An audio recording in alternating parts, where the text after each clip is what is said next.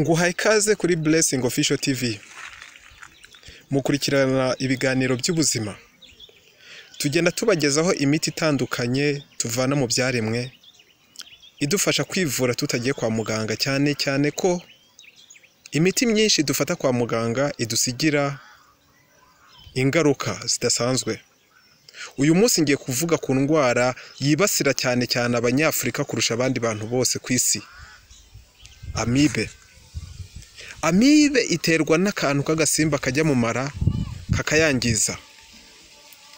Ibyinshi turya mu maresitora, akenshi mu maresitora usanga harimo imyanda itandukanye. Uyu munsi tugiye kureba ku kimera gishobora kuduvura Amibe. Wakibonye muri kamera. Uruje none. Iki cyatsi gikunze kumera ahantu hatandukanye.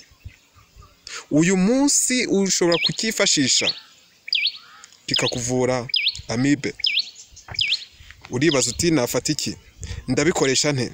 Fata imikamato 2 y'amababi atoshye, uyasekure, uyashyire muri litiro 1 y'amazi ashyushye wabijije.